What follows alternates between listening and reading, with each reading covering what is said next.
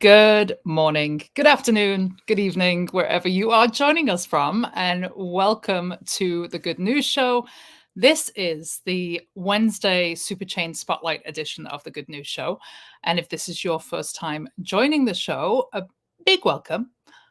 We're so glad that you're here. And today I am flying solo. I do not have my lovely co-host in residence, Mr. Brock McBlockchain, joining us, aka Breadcat. So today we are going to do a little bit of a summary of the news of what's happening in the Superchain ecosystem, also some news from Farcaster as well. And then in about 30 minutes time, fingers crossed, we have Binji from Optimism joining us. I do believe he's joining us. I have an RSVP, but I have not heard from him. So fingers crossed, we are going to have Binji. But if you are watching this today and you have either a drop or you are building something on the Superchain or you are getting ready and gearing up for on-chain summer with Base and you want to come swing by and tell us what you're doing, then shoot us a DM or jump in the comments and let me know, and I will send you the link to come join the show. And we can get you up here live and we can talk about what you have going on and what you're building in the Superchain. Okay, so a little bit of a kind of update in terms of where we're at with this show. This is now, I believe, episode 7 of this edition of the Good News Show. And for those who perhaps don't know about the Good News Show or kind of about what we've been building, I figured it was a good time to just have a little bit of a reset, talk to you about where we've been, where we're at right now with the show, and where we're planning to head in the future. So first of all, hello. Good morning. I hope you have some strong coffee in your cup this morning. If you are watching on Unlonely, yay for decentralized social media, and a big shout out to our friends over there for helping to make this broadcast possible. Definitely drop us a hello in the chat on Unlonely, or if you're watching on Twitter, maybe you're watching on Twitch, maybe you're watching on YouTube, all of the places. But give me a hello in the comments. Let me know where you're joining from. Let me know where you are at in terms of your level of understanding and use of the Superchain. Superchain being Base, Optimism, Zora, and a variety of other things that are being built on there as well. So definitely drop me a hello in the comments. We would love to see and hear from you. All right, so in terms of the show, the Good News Show was something that I started back in November of 2022. And the reason that I started the show was because there was just so much FUD at the time on the timeline. It was right around the time of the FTX crisis. And so a lot of friends were losing money. A lot of people were feeling trepidatious, rightfully so, about the space and just really, putting a lot of negativity out there. And there was also a lot of negativity on the timeline about crypto. And there still is, let's be honest. Rad, who I host the Monday Good News Show with, just shared an observation that she made after watching the Tom Brady roast on Netflix. Let me know if you've seen that. It was pretty wild. And that was that we're still in media just fudding on crypto hard, right? And I think we need a narrative shift if we are to onboard the next billion users into this ecosystem. And so back in November 2022, as the timeline is just kind of filled with all of this FUD, I was like, I'm doing one of two things here. I'm either leaving the space and never looking back, and I'm cashing out all of my wallets, or I'm going to really lean in hard to the idea of optimism. I don't mean the chain. I mean just the concept of optimism and the utopia potentially that we have here with new technology. And so, because I kind of looked at it from this standpoint, and it was something that I experienced in my journey here in Web3, and that was I came into the space as a woman, surprise, and was in these rooms with a bunch of voices that didn't sound like mine, right? With a bunch of voices that were predominantly male. And I found it hard to be heard. And I found it hard to have opportunities to actually speak and have my point valued and respected. And I was going to leave because I was like, screw this. There's no place for me here. This is a boys club. This is a crypto bro club. This is DeFi. I don't know if I want to be a part of this ecosystem. But something that happened to me really inspired me to continue doing the work that I'm doing with Good News. And that was and again, I was on my way out the door. I was like, I am done with Web3. But I happened to go into a Twitter space that was hosted by the amazing Laurie Grace. And if you don't know Laurie Grace, you should absolutely go follow her. She is a phenomenal storm chaser photographer. I live vicariously through Laurie's photographs because she photographs up close these amazing tropical storms, twisters. I'm probably using all the wrong language, but you get the drift. Crazy wild storms. She gets in the middle of them and she creates these fantastic, amazing photographs. We have to get Laurie on the Superchain. That's a good reminder. I'm going to make it my mission to onboard Laurie into the Superchain. If you're watching this, Laurie, we're going to make it happen. But Laurie was hosting this space, and I came into the space, and she made me feel so welcome. She opened up the stage, and she was letting people in. She was just open to hearing diverse voices. And I was like, okay, this is how you do it. This is a little corner of the internet. This is a little corner of Web3 where I feel valued, I feel seen, and I feel appreciated. And so having that experience with Laurie, and I will kind of extend that to say that during that experience, I was so inspired by Laurie that I went and created a piece inspired by her, a piece of art. I minted that piece of art and Laurie actually bought it, which was like, what? Not only is this woman creating a warm, safe space for all people in crypto Twitter, this is essentially what it was, but she's also putting her money where her mouth is and she's supporting other creators. And so inspired by that, and then also just kind of realizing that a lot of women and a lot of marginalized people in Web3 were feeling the same way, I initially started a space called Women in Web3. And we did that for probably about 6 to 7 months. We did that every Thursday, and we welcomed so many incredible creators. Sadly, a lot of them who are no longer in the space because they got tired of the BS that was going on, and also probably got burnt with something like the FTX crisis. But we then went on to do a show daily. So right after the FTX crisis started something, I actually reached out to Maya from Time and I said, I want to start a show called The Good News Show. Is that super cheesy or should I just do it? And she said, you should do it. And so we started a daily show. And every morning we would meet at 11 o'clock, Monday through Friday. It was a grind. And sometimes we'd have 100 people in the room. And sometimes we'd have 2 people in the room, with one of them being me, right? But we were relentless.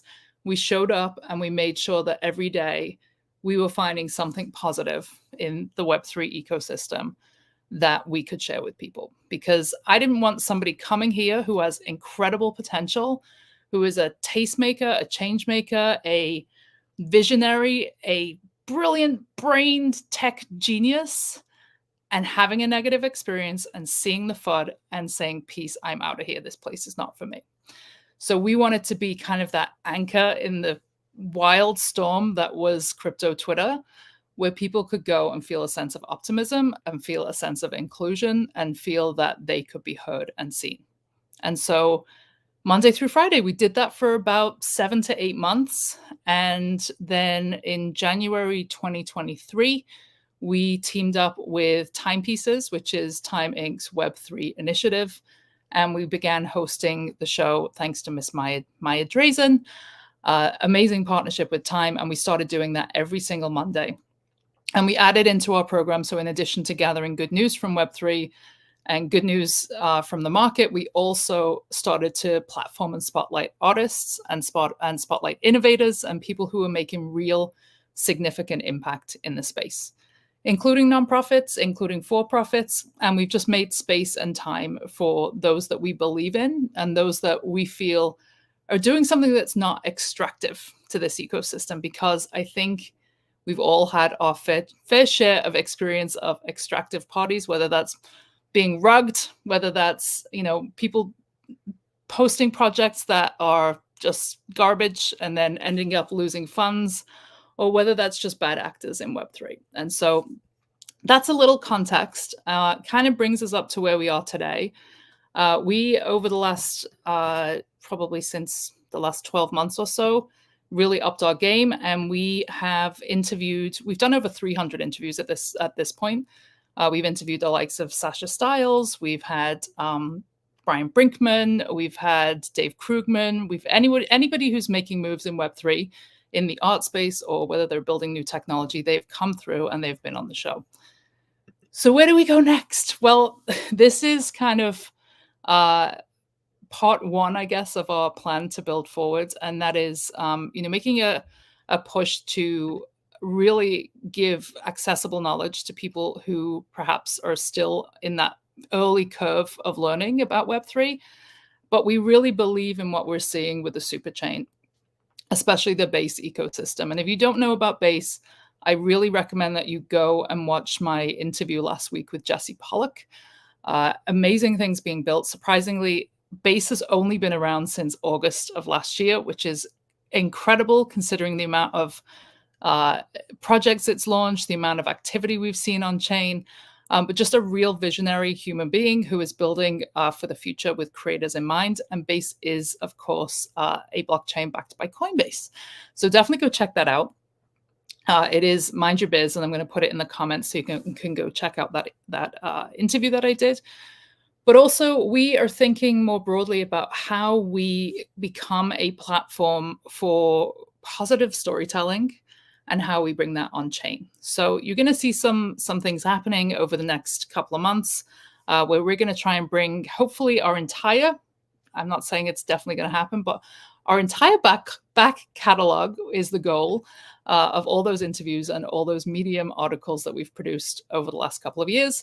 And put them in one place where you can actually consume them. So if you're ever having a bad day and you think that crypto Twitter is not where you want to be, or you're feeling deflated by anything you see in the space, you can actually go to this portal, you can go to this resource, and you can access all of these amazing things. So I'm going to hit pause for 1 second because I want to say GM to Mr. Ron Smith, who I see in the audience giving me a wave. So hi, Ron. GM, glad that you're here. And a big shout out to anybody else who's joining us. I see some folks, a mysterious Anon joining us on the Unlonely channel. Good morning, Anon.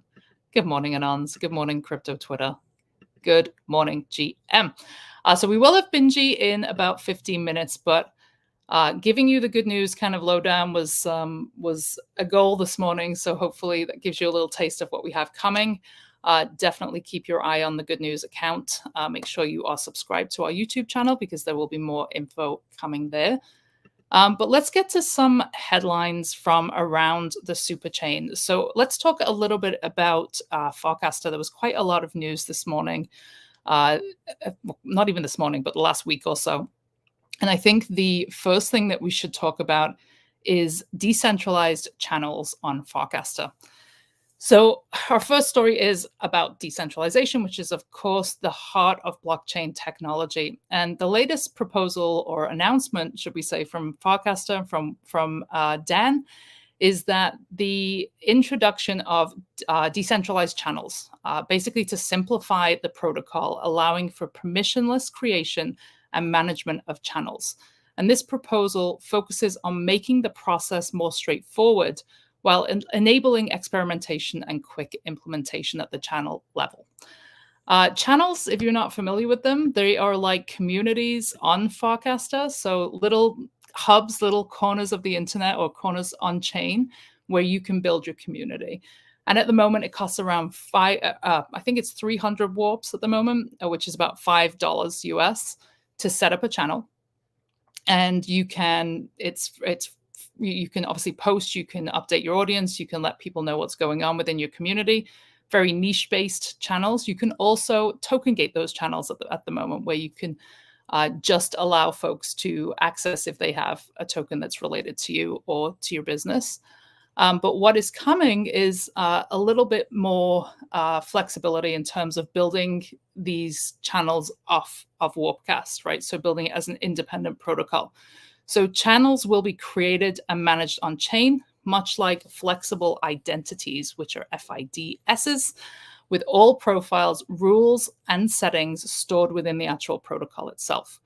So users can follow the channels with their follower data. So unlike what we see with, say, Instagram or Facebook or any of the social media apps where we're building equity, where we're building audience, we can't then take those followers with us, right? And I talk about this a lot in my classes with artists, and that is, this idea of building business on social media has been amazing, right? It's opened up a lot of possibility for a lot of creators to have that direct B2C or B2C communication with collectors.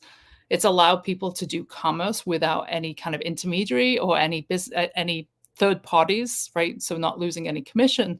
But the sacrifice of social media is that we have put all our eggs in one basket. So, for example, if you've built on Instagram and you've built a collector base that buys from you on Instagram, and you've put a lot of social media time, hours, effort, etc., into this one platform, which a lot of people have, me included, you have no grounds for anything should that platform tomorrow choose to pull the plug, right?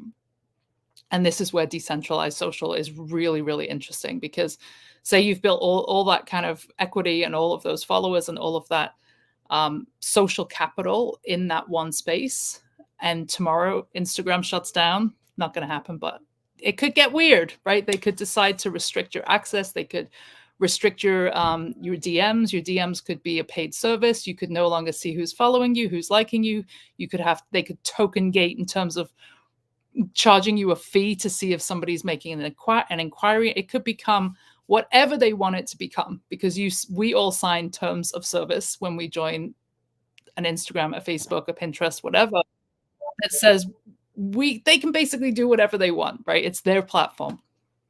The gold and the kind of dynamite of what we're seeing with Warpcast, with applications like Dracula, all of these incredible products and protocols that are being built on top of Farcaster, is the ability to be able to take ownership of your followers and take them with you from application to application. So for those who are not in this world, like, imagine being able to say, okay, I have 10,000 followers on Instagram, but I can go to TikTok and those 10,000 followers come with me. It's bringing all of the things together, but more importantly, it's you owning that data. It's you owning that information. None of those companies can then come along tomorrow and say, I'm going to just rug you and you can no longer see who's following you. So a ton of value there, and very excited to see kind of this extension with channels, because I think it really opens up possibility for further commerce, for people to be able to bring advertisers into individual channels. And just a little bit more on this. So the phased approach targets the complete decentralization of the protocol by May 2024.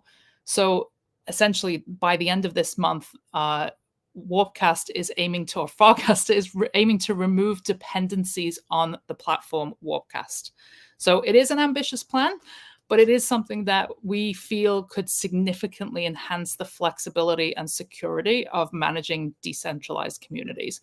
So essentially, how I'm interpreting that is, if you have, for example, if we set up the Good News channel, which we have done through Warpcast, and then something happens to Warpcast, we then lose all of that data, all of that analytics, all of that community engagement, all of those conversations, any assets that were shared in that channel. Whereas now we have a separate protocol, which I imagine is going to be called Channels or something fun, where we can then access that independently of Warpcast. So very exciting. If you have any thoughts on that, definitely let me know in the comments. And I would love to know, for anybody who is kind of not fully in to this ecosystem, are you finding that these little bite-sized shows on Superchain are helpful? Are you getting some insight? We don't have our techie guru with us this week, unfortunately, which is Mr. Brock. Usually I can kind of delve into these topics a little and talk about it from a user perspective, because I am using these technologies, but anything below the surface, any nuance, I'm not your girl. That is Mr. Brock. And he will be back with us next week, which I'm very happy about, because I don't love doing these shows solo. But here we go. We are here and we're committed. And, anything that I've done in Web3, anything that I've done in business, I commit to showing up. I commit to being consistent. And so that's why we're here. So hopefully I can give you some value, but definitely check out Channels. Definitely keep your ear to the ground with what's happening at Farcaster. And lots of exciting things. Speaking of Farcaster, there was an announcement yesterday that Farcaster just raised $150 million. So Farcaster, a blockchain-based social media startup, which has raised $150 million in a fundraising round that was led by Paradigm, with participation from A16Z. A16Z, that's really hard to say, is of course backed by Chris Dixon. Chris Dixon is a part of that team. Chris Dixon wrote probably one of the best books on Web3. If you have not read it, go get it. It's called Read, Write, Own. In fact, we might do a giveaway here on the show next week for that book, because it is one of the best accounts and takes on where we're heading in the future. So very exciting. So A16Z and Paradigm also involved in that fundraising round. And let's see what else. So Farcaster, of course, is known for its innovative frames feature, which also allows applications to run within posts, making user experience seamless by eliminating the need to navigate to external sites. Operating on the Ethereum blockchain and OP mainnet in the Optimism Layer 2 ecosystem. Farcaster transitioned to a permissionless model in October, leading to substantial growth. And the platform has seen 350,000 paid signups and a 50x increase in network activity. I think it's a 5,000x increase in activity, but don't quote me. I think what we should do is we should get Prof. Werder and Adrian to give comments on Farcaster, because they do have their GM Farcaster show. And I don't want to even pretend to be an expert on this ecosystem. I am not. I am a user, I am an observer, and I am just super inspired by those who continue to show up to teach and lead and learn in this space. So shout out to the ladies from GM Farcaster. But 150 million fundraise is huge news. And I think if you are not yet on Farcaster, then you should really be thinking about it. Big shout out to Superama. Oh my goodness, you're so sweet. She said, you're doing great. I feel like I'm fumbling through this show today. So I apologize, but I appreciate the shout out and I appreciate the love. But yes, definitely look at Farcaster. So let me know in the comments section if you are, in fact, on Farcaster. Give us your info so we can give you a follow. And do go follow the Good News Show channel, because in addition to this show, the Superchain Spotlight, we are also uploading content from the Monday Good News shows with Timepieces, and also content from my new show, which is Mind Your Biz. If you did not see last week's episode of Mind Your Biz with Jesse Pollock, definitely give it a check out. Go check that out. Go watch it. It was pretty awesome. We captured the interview of Farcon. And today we actually just rolled out a new episode with Alice Delahunt, who is the founder, CEO of Psyche, who are just leading the way in digital fashion. And it's a fascinating conversation, because for me, that's always been a hard one to explain, especially to non-Web3 lay folks, is the very concept of digital fashion. But what Alice is doing is really cool. We are gonna mint that episode shortly as well. So definitely keep an eye out for that. But I will also drop that in the comments. So what else? What else do we have going on in the ecosystem? Well, this is not Superchain related, but we cannot let this day pass without mentioning that it is officially Bitcoin Pizza Day. Today is the day. And if you're wondering what the heck is Bitcoin Pizza Day, it is a day that is celebrated annually on May 22nd. And this day commemorates a historic transaction that actually happened in 2010, when a man, an anonymous man, bought 2 pizzas for 10,000 Bitcoin. Holy smokes, shall we do the math of what those pizza slices would be worth? Let's do it. Let's do it right now. Calculator. Let's see. So Bitcoin right now, I see those pizza symbols. $70,000 is what Bitcoin's at right now. So times 10,000. I don't even know what that number is. 700 gazillion trillion billion dollars for one slice of pizza. So we celebrate this day. It is a historic day. And the transaction symbolized that Bitcoin's early adoption was happening, and it was obviously at a much lesser value than it sits at today, which is $70,000. And today we are highlighting the exponential growth of Bitcoin since the pizza transaction. And it just underscores Bitcoin's acceptance as a real world asset and its potential as long-term investment. So yeah, amazing. Some awesome things that happened in the kind of Bitcoin ecosystem as well. So January 15th, I believe, was the was it January 15th or January 5th? I don't know, but it was the anniversary. It was the 15-year anniversary of the first Bitcoin transaction. And myself and my business partners, Ben and Sigrid from Audio Galleries, actually did a drop on ordinals with Nyla Hayes. Now, if you don't know who Nyla Hayes is, she's an amazing artist who she actually was at the time, she was a 12-year-old artist, and she became Time's first artist in residence. And she did a couple of collections, most notably the Long Neckies collection, which was ETH mainnet drop. And she just rose to stardom. She was represented by United Talent. She had all these amazing opportunities.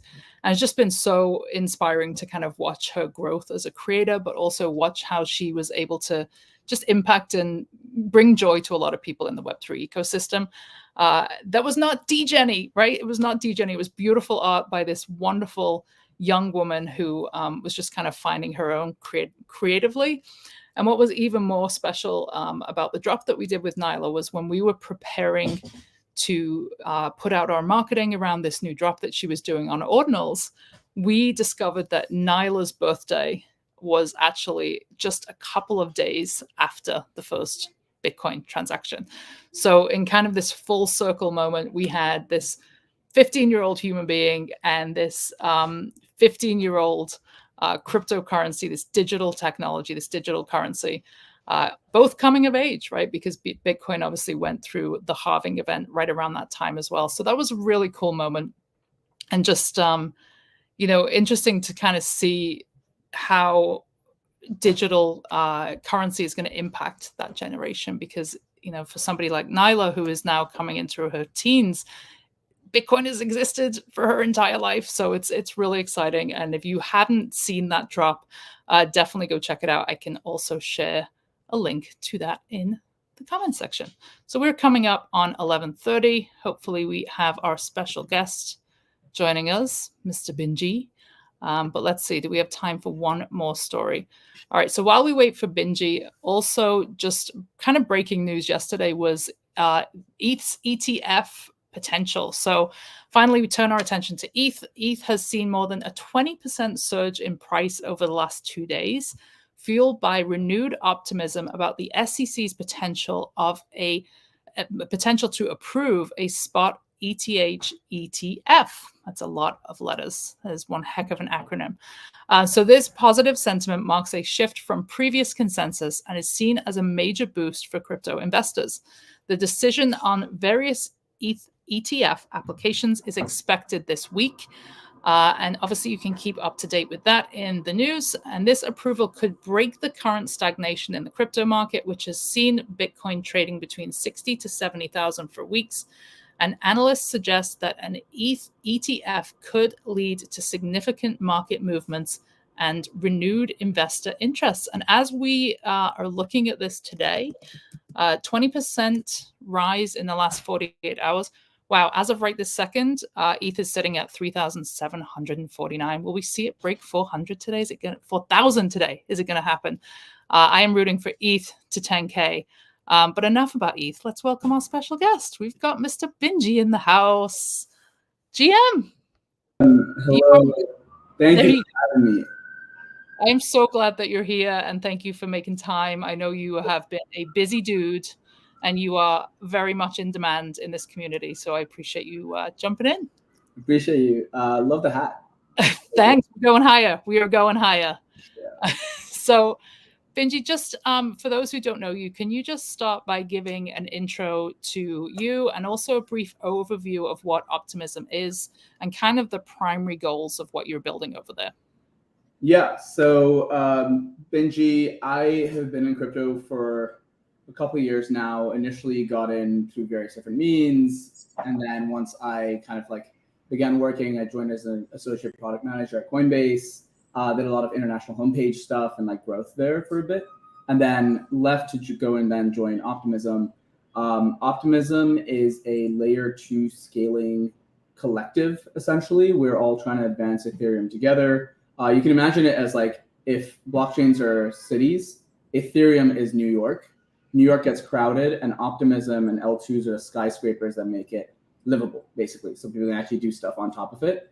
And Optimism is a collective that develops a bunch of these. So we built this thing called the OP Stack. OP Mainnet is our first one that we launched, which is like a canonical initial rollup, one of the first ones in the space. And since then, the OP Stack has kind of been used by various different chains, many of which that you know already. And we have kind of worked with some of these chains to build what we call the Superchain. The Superchain is basically a consortium of various different chains built on the OP Stack, contributing revenue to the Optimism Collective, which is the governance system, to essentially with the end goal of scaling Ethereum together and scaling crypto together and bringing the whole world on chain. We're lucky to be like working with various different teams from across the board, like Zora, like Redstone, like Base, kind of building this whole, like expanding the pie together. And it's been very, very exciting to see. So my role within that is essentially in the growth team. I work with a lot of chains to help them kind of get their ecosystem up and running. So I'm kind of like embedded across various chains that are launching and are about to launch, which has been a really, really exciting job. Previously, I've been at Optimism for about 2 years, held different roles within DevRel, did a lot of NFTs related stuff, helped run We Love the Art, which is a large art contest where we gave about 1.2 million OP to 184 artists across the space. That's like our first kind of step to show that like we are here to show up for the creative community. And I think you'll see a lot more of that emerge throughout the Superchain, like in general, as more and more teams join and add their own initiatives.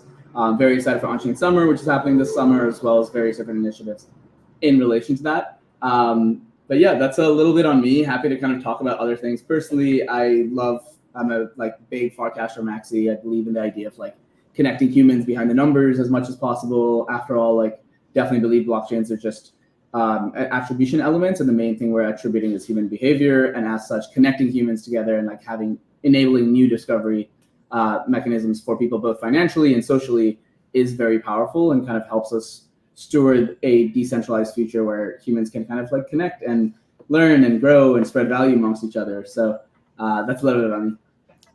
It's amazing. And first of all, I just want to say that like our audience is kind of split because we are broadcasting this on Unlonely, thanks to the amazing team over there. So we are live on Farcaster, but also we're on X, we're on Twitch, we're on YouTube, and we're on all of the things that are Web 2. And a lot of the audience that I personally have is creators, because I spent the last 2 decades of my career working with artists, and started a company called Conception Arts that championed over 8,000 artists in 14 cities around the US. The reason I'm saying that is, as an observer and somebody who's been pretty immersed in the creative community for almost 2 decades, artists do not get funded. Mm-hmm. It is near on impossible for artists to get grants. Like, I have been on grant boards, I have sat and given grants as part of my business, but I can tell you the amount of funding that was geared and pushed towards the creative community here is unprecedented. And you mentioned 1 million OP. What is that in technically in USD? That's not able to explain any of that side. I think it's generally, though, like what we kind of see it as is would love to answer like a question of like how and why we chose to do this as well. So effectively, like as I want to go back to like the blockchain as cities analogy, like the world is going more and more digital. That's happening. Everyone's on their phones a lot more. People live their entire lives on basically like, and a lot of their information that like, and their perception of the world is kind of driven by the phone, right? Like what they kind of see online. we end up in scary chambers where a lot of the phone screen time is like goes towards places where there's algorithms controlling our attention, where algorithms have their own incentives to sell ads, so they want to maximize and send you polarizing content, causes a divide in the social sphere, and all of that's happening. And like the kind of one of the promises, and this is my opinion, is like one of the promises of decentralization, although it started off with finance, is actually the ability to kind of decentralize who accesses / how you allocate your attention, because that is the ultimate currency. Like what you do spending your time, which is finite, is like the ultimate currency you can spend. I often like love the quote of like, you are a time billionaire, and that's the most important billion of your life. So that's just like the general meta in the world. And like the decentralized kind of promise is, if we have the ability for people to kind of opt into various places in which they give their attention, they can kind of build their own communities that don't have the restrictions that, like, you know, the walled gardens kind of enforce on us. Obviously in finance, but also when it comes to social and stuff. So when we're thinking about it in that light, like, okay, blockchains are cities / communities in a way that allow people to opt into the community in which they want to, and can move in and out without losing their identity, essentially. For a community to exist, like if we were to build something like that, it's nothing without culture. It's absolutely nothing without art. Like, it's just like the most important thing that has like told the human story throughout history, throughout millennia, is art. We look at cave drawings, we look at like, you know, old kind of paintings, etc. Those are all the best ways for us to recollect history. The beauty of chains is that, like, it's kind of history that you put on that cannot be wiped, right? It's immutable, it's there forever. So it's a beautiful way to kind of like, one, tell the human story. So we believe in that as like a general future of the world, where like all stories should be kind of spoken about and like be able to be shared immutably. And then two is just kind of the idea that if we are to build this community, what is a community without its artists? What is a community without like joy in it, right? Like, it's not just like ones and zeros and binary like kind of system there. It's like much broader. If I'm building a city, I want to walk around, I want to see parks, I want to listen to music, I want to be able to like enjoy it and actually make that place like home. So we believe, like, as we kind of build this, we need more artists, and we want more artists to feel like part of the collective.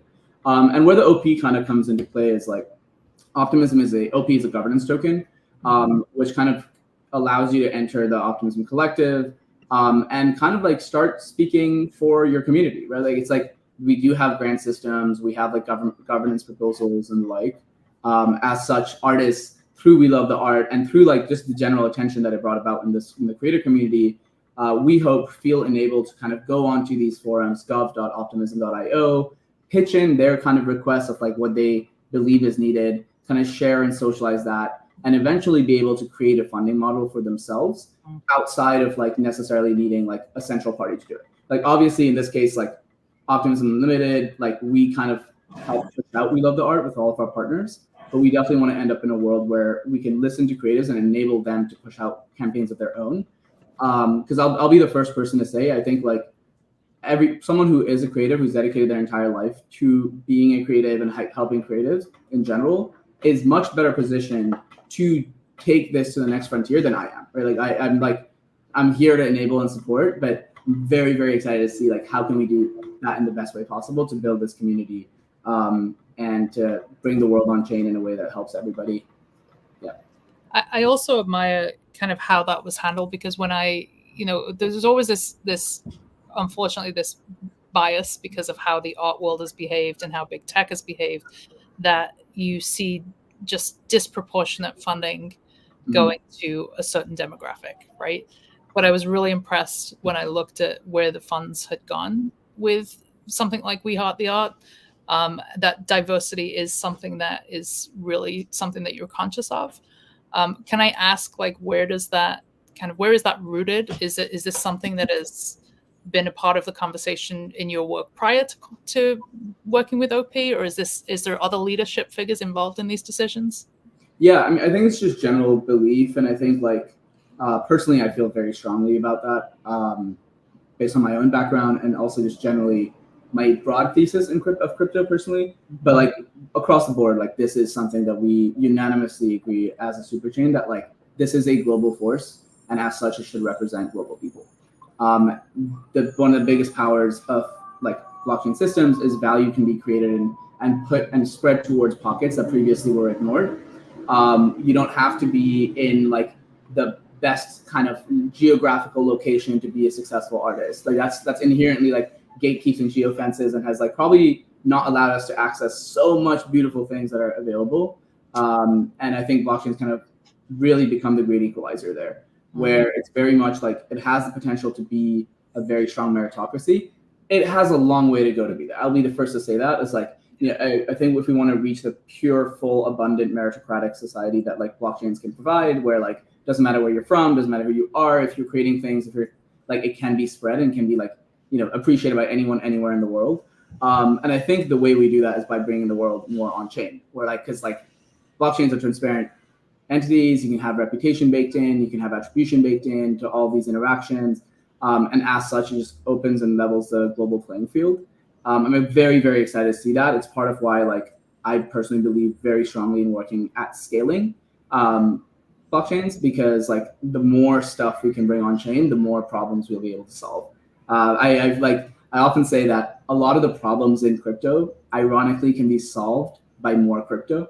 For example, like the FTX fiasco, or like all of this stuff was happening behind the scenes. The solution to that is just to bring everything on chain. Yeah. Then it's transparent. So long way to go, but yeah, definitely in terms of the global aspect and in terms of like this being diverse, like the unique ability that crypto has is the ability to create global value and connect people across the board with that value. And I think that's something that we definitely treasure and like want to make sure that we're voicing out as best we can. I was at FarCon last month, and I heard Dan talk about, how the need to create more cozy corners and build more Legos. And I just love that analogy. And I think, it's so crucial what you shared about, building with culture in mind, because that's really what's going to attract the next billion users. With the focus perhaps being less on art with this round of retro, where do you see kind of that cultural well, first of all, tell people what retro funding is, because I think that's really important for those who are non-OP and kind of Superchain maxis. Tell people what that is, and then perhaps talk a little bit about your long-term view of like building culture for OP. Yeah. Okay, so retro PGF and retro funding in general. The best way to explain this is that a lot of funding models in the world have been mirrored in issues, right? We see a lot of money go into various different places, and then at the end, it's like, where did it go? Like, was it actually useful? Who knows? Retro funding allows you to retroactively reward impact after initial parts have happened. Mm-hmm. So it kind of allows us to make sure that like when we do fund the right people within the sets and bounds that we like have prescribed as a collective broadly.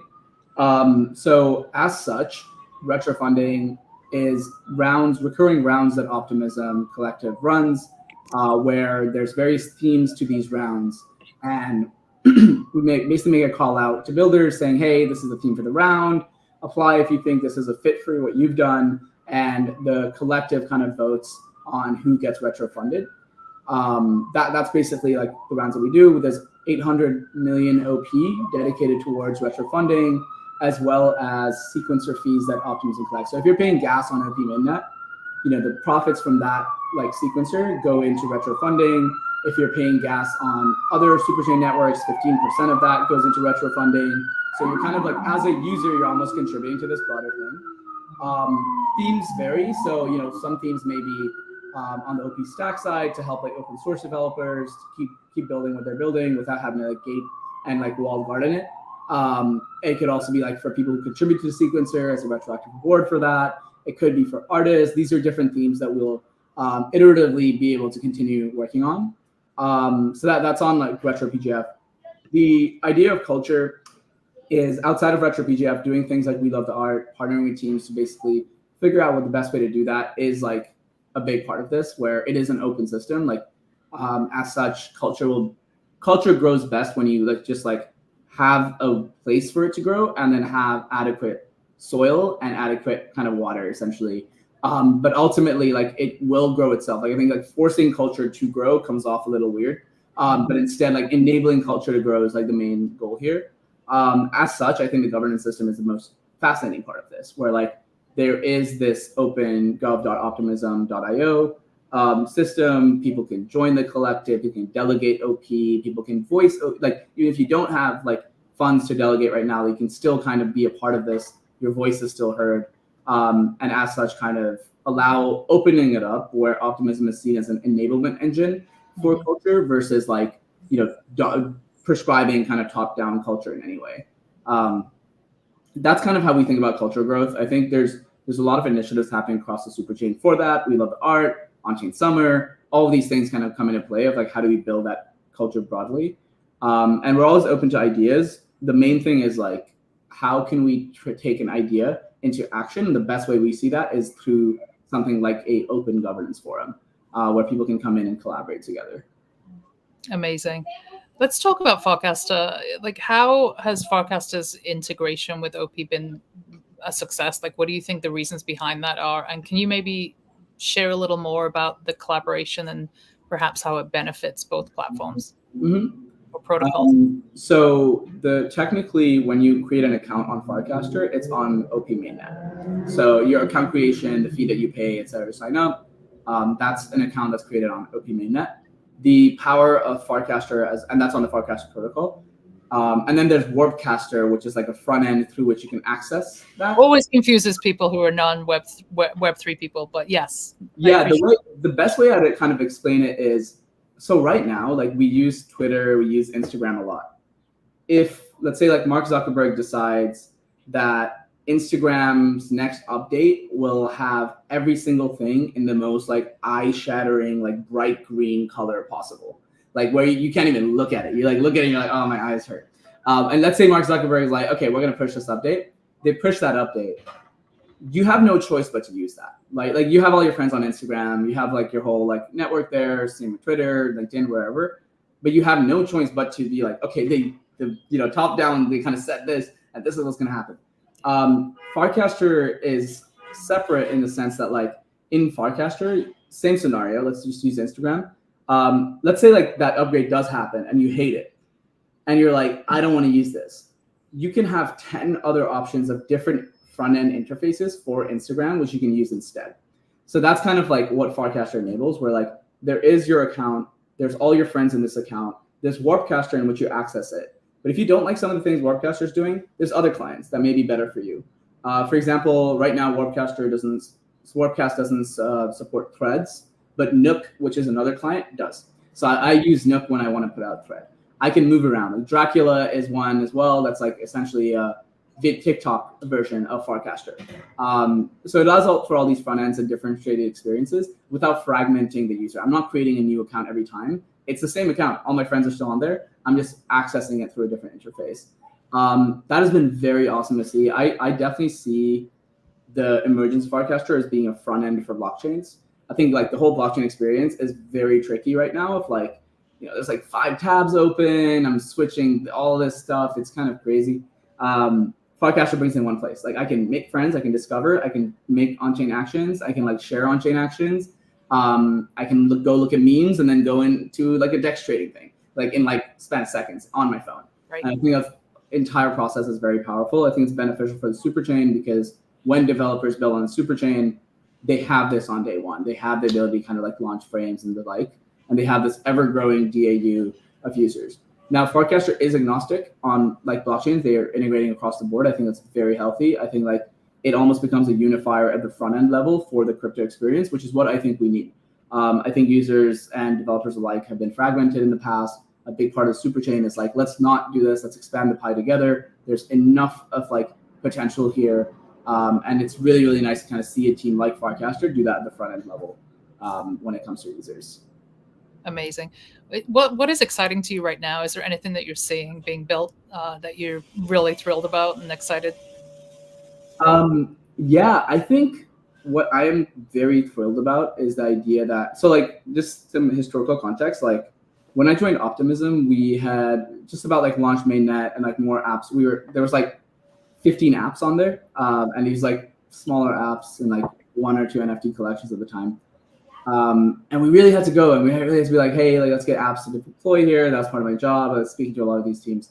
And what I'm seeing now is just like much less need for that. Like when these new chain ecosystems emerge, it's much less about thinking about all these like minute details and more so thinking about what is a fun experience that I can give to a user that's unique. when I launch a chain, like what are apps that I can build on here and the culture I can build on here that's unique.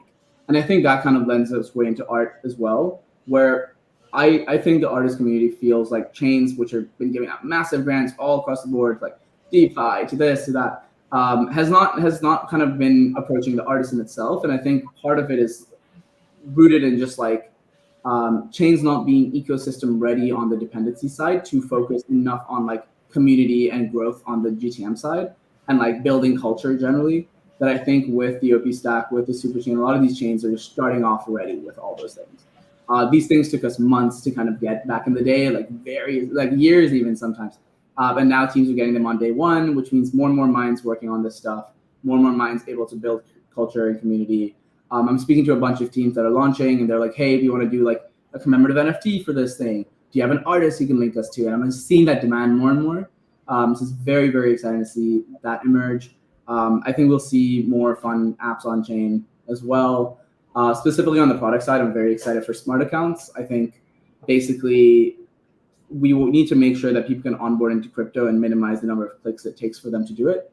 And a lot of the 437 work that's been done by multiple like teams for almost like 2 years now in silence are hitting like escape velocity in the form of user experiences, where I imagine like the next wave of crypto, okay, this like in the next 6 months, will all go on chain immediately. It's not going to be like, oh, crypto's alive again. Let me go on this thing. And what do I see? I see like this dog thing and I see this other thing. I'm just going to click buy and then I close my eyes and see. Like now it's actually, wait, crypto's come back. Like, let's see what's happening. Oh, I can buy this song or like mint this song. Oh, I can join this decentralized social thing. Wait, I can do this prediction market. Oh, I could like be a part of this community. It just like opens that door up a ton. And I think we're like just there. It's really exciting.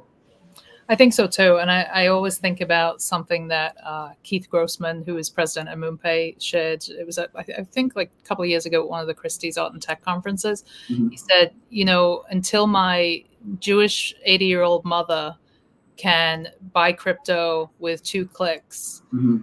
we still have friction and we still have a long way to go. Yeah. And so I think there's 2 things at play here. I think it's the friction piece that we are not quite have not quite solved yet, and it's also the why. Like there has to be a compelling reason for somebody to use crypto. And one of the things I've been working on with my kind of team in the background is we're building a time capsule. We're building it all on Base.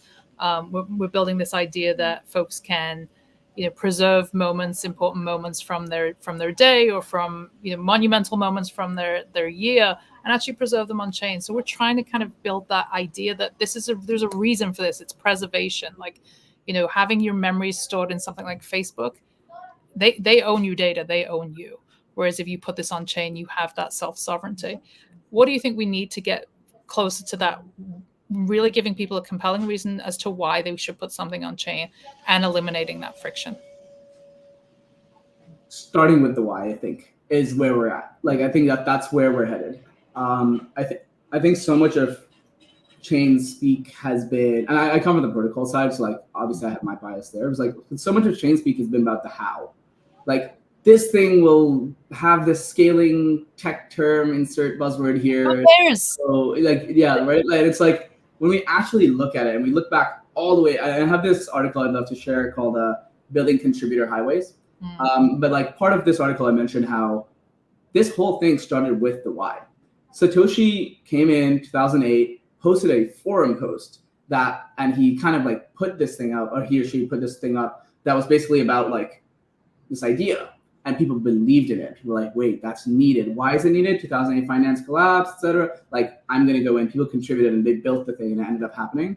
I think since then we've kind of moved into like the how a lot more. Of like how, scale.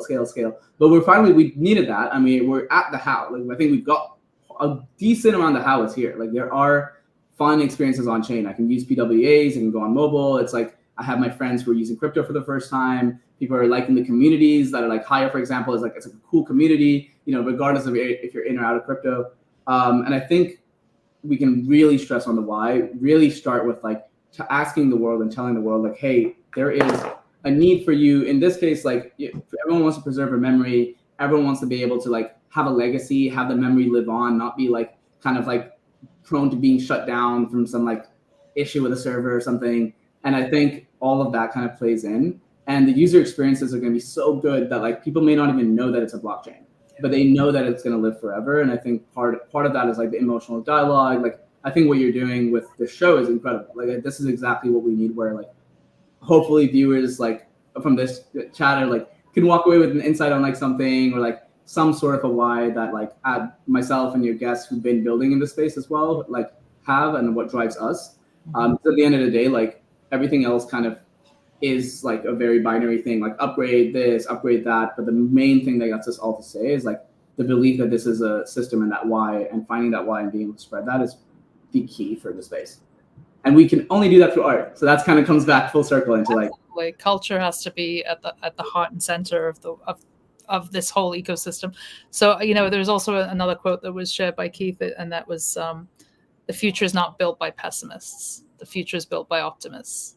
And I think that is just, I mean, it's so fitting with what you guys are doing. And, you know, there's a reason that we chose at the Good News Show to lean into the Superchain, is because of that optimism, the you know, progressive mindset and the innovation that's happening at every level with what you're building. So we are here for it, and we're going to be hopefully taking part in On-Chain Summer. We're definitely here to build, and I think there's a lot of folks that listen to this show that are just amazing creators who are now starting to see, kind of cut through the noise of all the other things that are in front of them on a daily basis, all the other chains, and see, you know, something really solid here and a really supportive community that can help get them to where they need to be. So, Binji, thank you for joining us. Any final thoughts or calls to action that you want to leave our audience with?